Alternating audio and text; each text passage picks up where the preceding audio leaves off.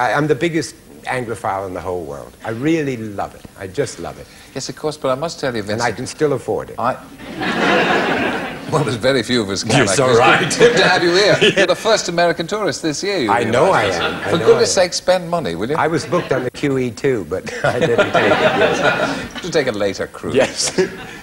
Find any changes over the years here? Oh, yes. I was here as a student about 45 years ago, and it was very cheap then. You know, it really was wonderful. And it was very exciting, London. Really is. The theatre here is so marvelous. And now it's so expensive, nobody can go to it, too. You know? Yeah, it is. Really It makes it very difficult, doesn't it? But well, you see, to be honest, Vincent, I get a bit fed up with American, not men of your great stature, but the odd American two-bit entertainer. There are a lot of Americans. Two-bit entertainer like Sammy Davis Jr. comes over. And to be honest, he drives me a bit gaga by saying things like, here we are, I'm back in London, my second home, it's wonderful to be here, I love London, all that kind of thing. And I don't believe him. But you got to remember, he kissed Nixon. That's what happened to him. You never kissed Nixon? Never. You kissed George Washington, didn't you? He slept here, but I didn't. I would have if I'd been around. It was Jefferson was the one I used to go with. You're doing a new film with two old mates of yours, aren't you? Christopher Lee and Peter Cushing. Yes, it's wonderful. I really can't wait to get together with them again. It would be such fun.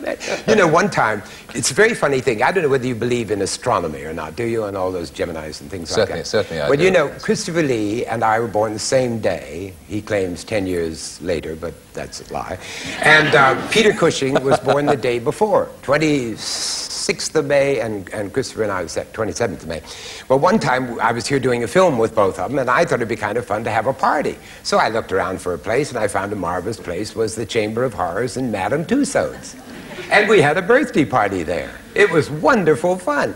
You couldn't tell who were the actors. I look around, there was Christopher standing there. But you've got a waxwork of yourself in Hollywood, haven't you? Yes, I do. I do indeed. I'm one of the figures in a waxwork. That's very alarming. Wait till you are. It won't be long now, but wait till you are. I am in one, not in the Chamber of Horrors. No, the one in Blackpool. I remember you in that one. Yes. There. Yes. It's very alarming. You know, and also at the Buena Park Waxworks, I'm one of the figures, and then they have a thing now that they've just opened up called the Black Box. And you walk into it, and all the kids are invited in, and then this sepulchral tone comes out of a coffin, and it's me. It's me. Can you believe it? Lying there in that coffin, happy as a clam. They paid me a lot of money.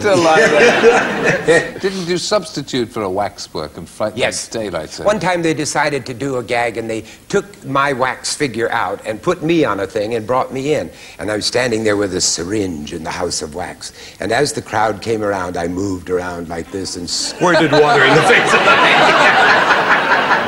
She thought she'd wet her pants. It wasn't. What I love about you, Vincent, is that you're prepared to do everything. I'll do anything. You're a sort of American Beryl Reid, really. I'm taller than Beryl. But you're known in the States, apart from the sheer horror of you. You're known for the artistic side of things. Oh, I'm terribly cultured. You're tremendously a bit of a Renaissance man, really. Oh, definitely. All round. Born again every morning. Yes. And you wonder about the nights, let me tell you. No, I've studied art here at the Courtauld Institute in London, and I've sort of kept it up all my life, and I love it. Every time I get a chance, I go to the British Museum, I see if you've stolen any new things from other countries, and then I go to the Victoria and Albert Museum, and I look to see whether Victoria and Albert are still there, and they are. And I have a wonderful time going around London. I know London very, very well, I really do. You used to buy art for people. Did you act as an art advisor? Yes, I bought 55,000 works of art in about 3 years, all over the world. It was wonderful. It was like being a second-hand millionaire, spending somebody else's money. But $3 million. Now, you're also on the stage, you do a tour of Oscar Wilde. Yes.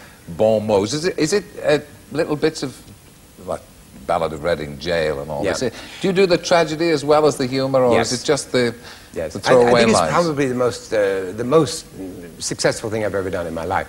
I've traveled all over the world with it, in about 240 cities. I've played it about 800 times, all over the world. It's wonderful. But it really is a setup. It's something that I've always thought of. When Wilde was exiled in Paris, at the end of his life, he was broke, and so he gave a benefit for himself. I'm giving one next week for myself if you would like to come and bring money. And this thing is just getting up and entertaining the audience. And he has wonderful things to say about America. You know, when he was a very young man, he toured America as a lecturer.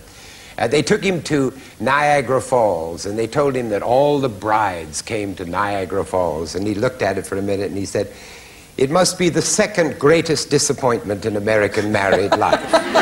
Get it? No. None of us get that. No. This is a very clean-limbed audience, Vincent. I None of haven't you racy seen one stuff. limb. Except that pretty girl. Oh, isn't she beautiful? She could read news to me any night. She doesn't like that kind of talk, Vincent, No, I know. please. Why didn't you find out more about her? She wouldn't tell me, Vincent. You didn't ask. She wouldn't tell me, Well, I Vincent. met her backstage, and I asked her several things, and she told me right off. Mind your own business, is what she said. Now, look. Yes. Give us a reading from Oscar Well, Wilde. Oscar Wilde. What's your favourite bit? I think my favorite bit is he comes out and he says, with your kind permission, I should like to read you a poem. Well, that is to say, it is a poem committed to memory. And the reason it is committed to memory is due to the fact that I wrote it. Yes, I have all of my poems committed to memory, with the exception of La Belladonna della Mia Mente, which is uncommittable. I have chosen The Harlot's House, a title I trust will not disappoint you. The Harlot's House. We caught the tread of dancing feet. We loitered down the moonlit street and stopped beneath the harlot's house.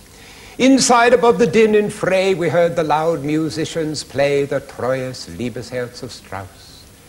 Like strange, mechanical grotesques, making fantastic arabesques, the shadows raced across the blind. We watched the ghostly dancers spin to sound of horn and violin, like black leaves wheeling in the wind. Like wire-pulled automatons, slim silhouetted skeletons went sidling through the slow quadrille, then took each other by the hand and danced a stately saraband. Their laughter echoed thin and shrill. Sometimes a clockwork puppet pressed a phantom lover to her breast. Sometimes they seemed to try and sing. Sometimes a horrible marionette came out and smoked its cigarette upon the steps like a live thing. Then turning to my love, I said, the dead are dancing with the dead. The dust is whirling with the dust. But she heard the violin and left my side and entered in. Love passed into the house of lust. Then suddenly the tune went false. The dancers wearied of the waltz. The shadows ceased to wheel and whirl. And down the long and empty street, the dawn, with silver-sandaled feet, crept like a frightened child. Pretty good stuff. Beautiful, yes. Wonderful.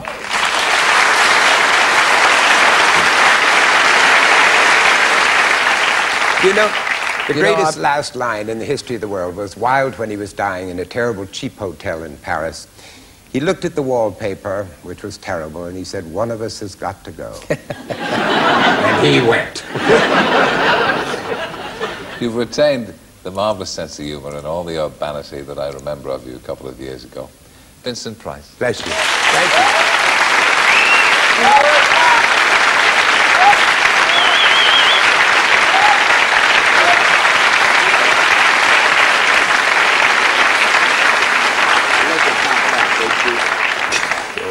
And so, friends, it's good night and thanks to Ned Sharon and Gilbert O'Sullivan, Selena Scott, Vincent Price, and to you for joining us for the 8 weeks that must have seemed so much longer to you of Wogan. Maybe we'll be back, but do you know, somehow I doubt it. I'll see you on the radio in the morning. Good night.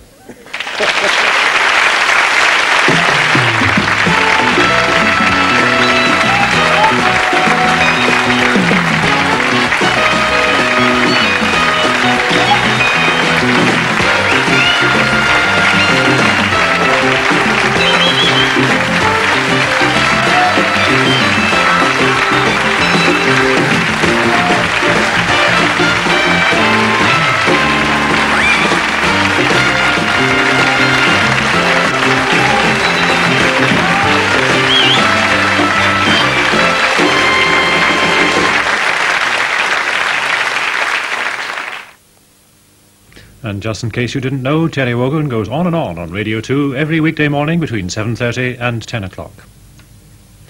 This is BBC One Scotland.